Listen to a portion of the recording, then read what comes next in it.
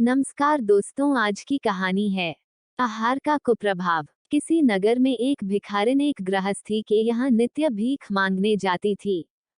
गृहिणी नित्य ही उसे एक मुट्ठी चावल दे दिया करती थी।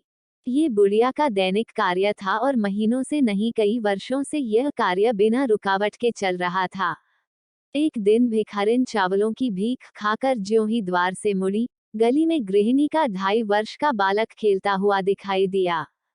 बालक के गले में एक सोने की जंजीर थी। बुढ़िया की नीयत बदलते देर न लगी। इधर उधर दृष्टि दौड़ाई, गली में कोई और दिखाई नहीं पड़ा। बुढ़िया ने बालक के गले से जंजीर ले ली और चलती बनी। घर पहुंची, अपनी भीख यथास्थान रखी और बैठ गई। सोचने लगी, जंजीर को सुनार के पास ले जाऊंगी और इसे बेचकर पैसे खड़े करूंगी।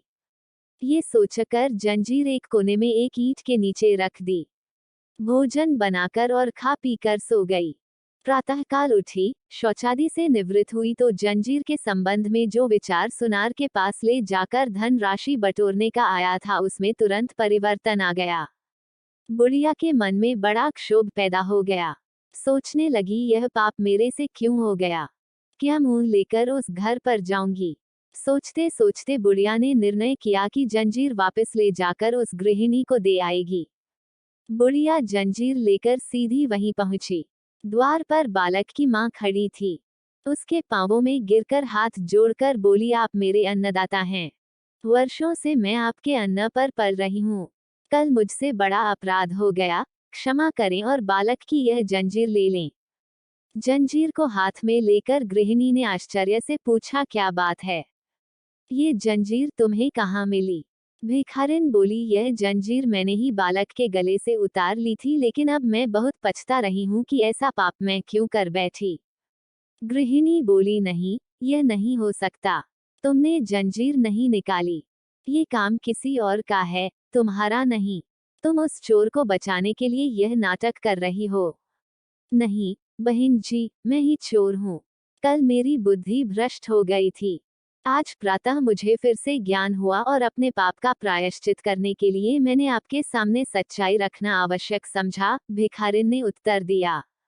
गृहिणी यह सुनकर अवाक रह गई। भिखारिन ने पूछा, क्षमा करें, क्या आप मुझे बताने की कृपा करेगी कि कल जो चावल मुझे दिए थे वे कहाँ से मोल लिए गए हैं? गृहिणी ने अपने पति से पूछा तो पता लगा कि एक व्यक्ति कहीं से चावल लाया था और अमुक पुल के पास बहुत सस्ते दामों में बेच रहा था। हो सकता है वह चुरा कर लाया हो। उन्हीं चोरी के चावलों की भीख दी गई थी। भिखारिन बोली, चोरी का अन्न पाकर ही मेरी बुद्धि भ्रष्ट हो गई थी और इसी कारण मैं जंजीर चुरा कर ले गई। वह अन्न जब मल के रूप में शरीर से निकल गया और शरीर निर्मल हो गया तब मेरी बुद्धि ठिकाने आई और मेरे मन ने निर्णय किया कि मैंने बहुत बड़ा पाप किया है। मुझे ये जंजीर वापस देकर क्षमा मांग लेनी चाहिए। गृहिणी तथा उसके पति ने जब भिखारिन के मनोभावों को सुना तो बड़े अचंभे में पड़ गए। भिखारिन फिर बोली, चोरी के अन्न में से एक मुट्ठी भर चावल पाने से मेरी बुद्धि भ्रष्ट हो सकती है तो वह सभी चावल खाकर आपके परिवार की क्या दशा होगी? अतः फेंक दीजिए उन सभी चावलों को। गृहिणी ने तुरंत उन चावलों को बाहर फेंक दिया।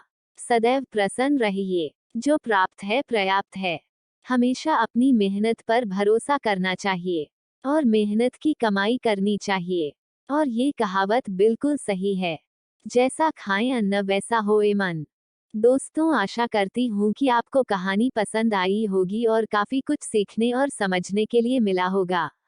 अगर वीडियो पसंद आया है तो वीडियो को लाइक करें, अपने दोस्तों को शेयर करें और अगर आप चैनल पर नए हैं तो चैनल को सब्सक्राइब जरूर करें और बेल आइकॉन को प्रेस करें ताकि हर वीडियो का नोटिफिकेशन सबसे पहले आपको मिले। धन्यवाद।